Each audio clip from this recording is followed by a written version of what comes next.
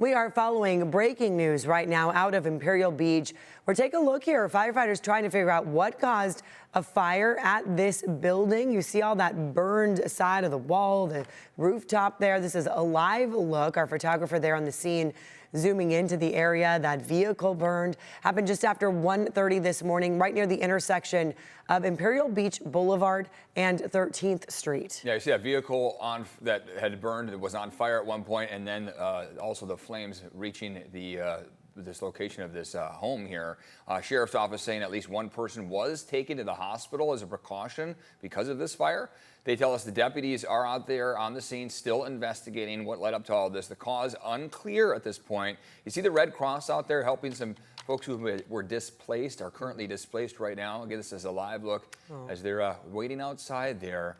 We will update you as soon as we learn more details, but Red Cross doing what they do best, helping people in tough times and times of need as they are displaced because of that fire there in Imperial Beach. We'll stay on top of that for you. 6 a.m. here on this Tuesday. Thanks for being here. I'm Eric Connert. And I'm Netta Irampour. Let's see what the weather's going to be like. Looks a little bit overcast out there for now. Meteorologist Evan Narani here. The heat is on, huh? Oh, Heat is on. And no breeze overnight. It was just stale. I know. It was pretty warm yesterday. Yeah. I did have the AC on for a little bit. Yeah, needed it. I mean, the next couple of days are going to hold on to a lot of that warmth, especially the farther east you are, toward the mountains and deserts in particular. You notice that warming trend from the coastline through our deserts because we jump from the 70s to the 80s to the 90s to the triple-digit heat by the deserts. Coming up, we're going to be talking more about those warm temperatures and about some heat-related alerts in play. Back to you. Thank you very much for that. And now turning to the Larry Millettee murder trial. It's a big day in this. They're one step closer to being handed to the jury. Yeah, closing arguments are set to begin this morning. And News 8's Tori Apodaca is live outside the South Bay Courthouse with more on what a judge is expected to decide on this today. Here, Tori. Hi, good morning. That's right. It won't just be closing arguments, but first the judge will decide which charges the jury will be able to deliberate on. That comes after a closed-door hearing here yesterday. Go ahead and take a look at this. You can see our crew was on the ground here at the courthouse and caught the deputy district attorney on camera looking stressed and frustrated as she walked out after the hour-long hearing with the judge on jury instructions. First degree, second degree, manslaughter, whatever charges the judge decides the jury can deliberate on could significantly impact how much time Larry Millettee could spend behind bars if he is found guilty. The difference in punishment for the crimes is 10 years at the minimum. This murder trial, though, has been years in the making since his wife, Maya Millettee, disappeared back in 2021. Her body has still never been found. Well, today, the jury is expected to hear those closing arguments. Legal expert unrelated to the case, Brian Watkins, says during those closing arguments, both sides will likely stick with the themes that they have been presenting throughout this trial. Instructions are huge because in a case like this, whether the jury could consider murder 1, murder 2, or manslaughter is huge. The difference in punishments for those crimes is 10 years at a minimum. I'm sure the prosecution's belief is this is a no-brainer. This is a first-degree murder. He killed his wife because he was jealous and didn't want her to leave him. And the defense is, hoping that the jury will weigh lesser included options because without those options, it's all or nothing. So those jurors will be reporting here to the South Bay Courthouse at 9 this morning. First, they'll hear those jury instructions, followed by the closing arguments. Then they'll be deciding about what it'll look like for those actual jury deliberations, and then eventually that verdict. Reporting live in Chula Vista, Tori Apodaca, News 8. Tori, thank you very much. And now some evacuation orders for the brush fire burning on Camp Pendleton are lifted this morning. This is the so-called pipeline fire. It started yesterday afternoon right there in a training area on the base, just a bit east of Interstate 5 near the Aliso Creek rest stop. See all that smoke? It has now burned more than 1,000 acres. Officials have not said how many buildings or people are affected in the area, but that thick smoke causing air quality concerns across the region, so Oceanside and beyond. As a precaution, anyone with respiratory issues should consider staying inside until air quality improves. This morning, the Otay Mesa Detention Center, now owned by the federal government. Private prison company CoreCivic owned the 2,000-bed facility and says the Department of Homeland Security completed the purchase last week for about $739 million. It's part of a $1.5 billion deal that also includes a facility in Kern County. The Otay Mesa site has been at the center of multiple protests for alleged poor conditions and for denying entry to lawmakers. CoreCivic says it expects to keep running the facility under its existing contract with ICE through at least 2029. In a statement, San Diego County Board Chair Tara Lawson-Remer said, quote, "This is Trump's mass detention agenda getting bigger, more permanent, and more expensive, with CoreCivic getting $1 billion payday while still running the cages. DHS may own the building, but it does not own the law," she says.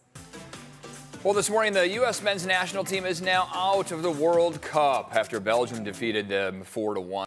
European soccer officials called the decision unprecedented and unjustifiable, and an investigation. Watch parties throughout San Diego to cheer on Team USA last night. This is what it looked like in the Gaslamp Quarter after the one and only goal that the U.S. got.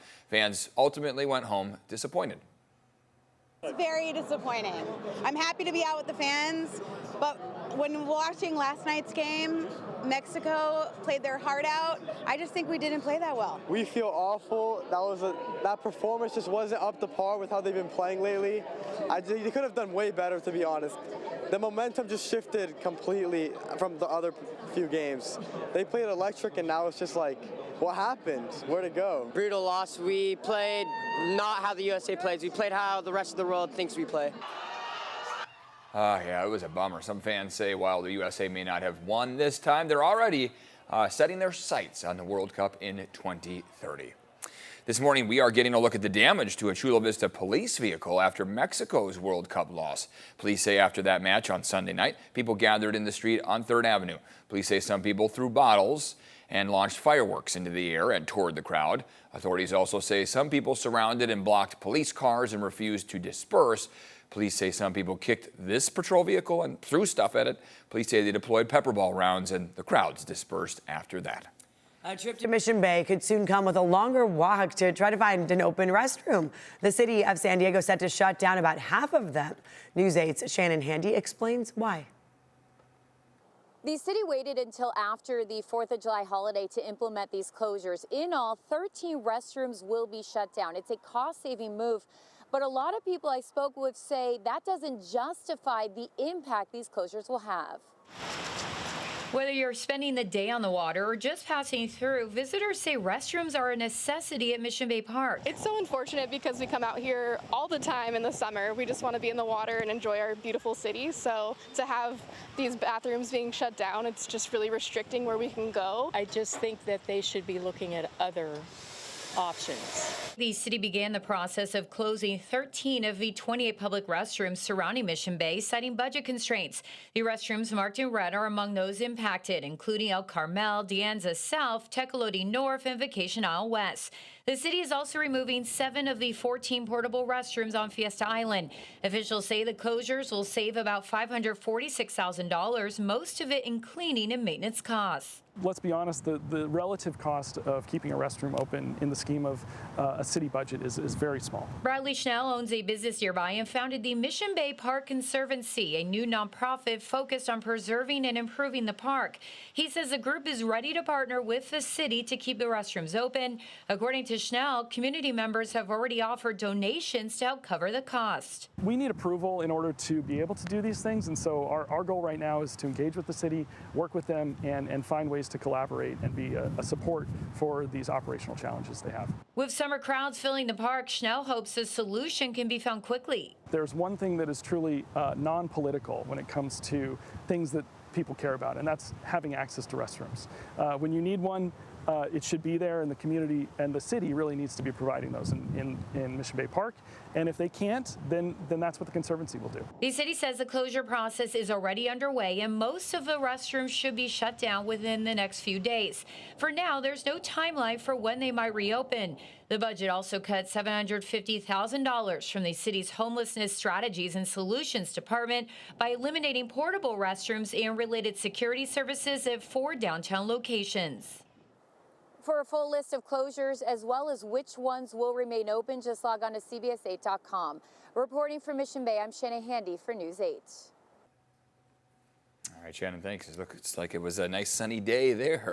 What a nice weekend we just wrapped up. It was, of course, an extended weekend for many. I know we're on Tuesday. Even, I mean, yesterday I feel like no one was on the road. Right. People are still maybe traveling back, whatever they were doing. For sure. Yeah, I do think that, like, this especially past weekend, we saw a lot of people leave early on Thursday, be away by Friday, or arrive into San Diego by Friday, and then maybe not leaving until yesterday or today. So a lot of those Friday through Monday extended holiday weekends were in play.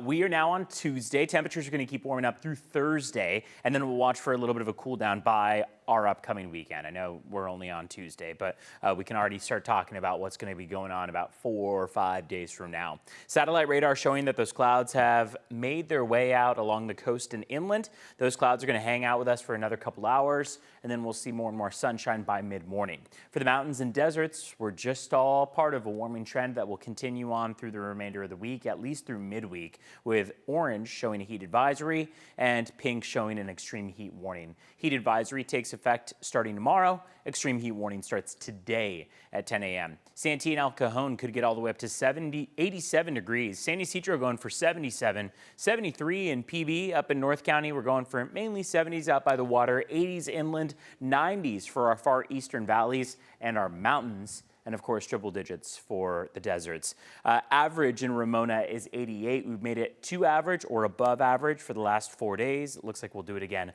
this afternoon. Warming up pretty nicely for today through Thursday and then starting to cool down by the weekend. Let's check in on a couple spots to watch for on the roads. It's 612 right now. First one I want to take you to has been cleared. That is good news, but still causing some pretty minor backups, it looks like. It was previously a stalled vehicle blocking the connector ramp in National City on the 54 westbound, connecting to the southbound 805. It was causing some slow-going traffic on Rio Drive. However, looks like that's improved significantly. Another crash that, or at least disabled vehicle that has been cleared. This was blocking the right lane in Escondido on the 15 northbound right before Citricata Parkway. That is also cleared. Watching for some really minor backups, it looks like, typical for the morning commute as volume picks up in the Escondido area. So just be aware of it as we start the morning off. Let's take a look at your border wait times, where it is a 170-minute wait.